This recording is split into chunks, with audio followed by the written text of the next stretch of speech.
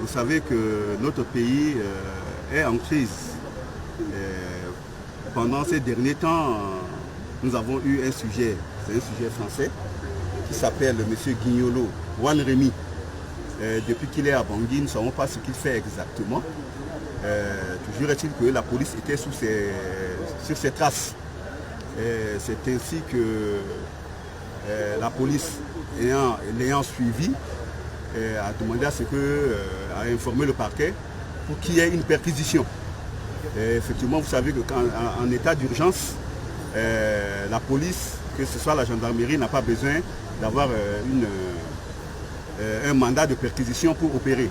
C'est ainsi que nous avons donné notre aval et toujours est-il que nous avons descendu avec la police à son domicile et nous avons perquisitionné son domicile et vous avez, comme vous le constatez, vous avez vu tous ces effets militaires qui se trouvent devant vous. Vous avez les tenues, vous avez les armes de guerre, vous avez les munitions de guerre, vous avez des outils informatiques, vous avez un plan de la ville de Bangui. D'après les informations que nous avons reçues, puisque pour l'instant nous sommes en train de mener des investigations, voilà les pièces à conviction que nous avons. Mais d'après les informations que nous avons reçues, ce monsieur est arrivé à Bangui depuis 2013. C'est un militaire qui est un militaire français qui serait à la retraite et il faisait partie du groupe de René Tho en 2013. C'était lui qui était chargé de former les Séléka au camp de Roux. Et il se dit consultant.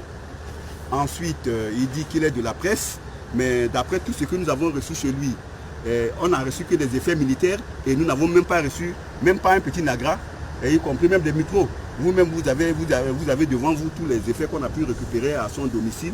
Et nous avons demandé à l'OCRB, qui est chargé qui a fait cette opération que nous tenons d'abord à les féliciter et à les saluer de leur courage, de tout ce qu'ils ont fait, mais de monter la procédure.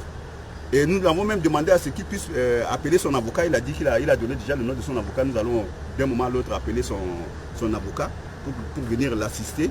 Et il va bénéficier de toutes les garanties de droit que la loi accorde à un présumé criminel. Et pour l'instant, il bénéficie de la présomption d'innocence, mais vous voyez tous les effets de guerre que ce monsieur dispose.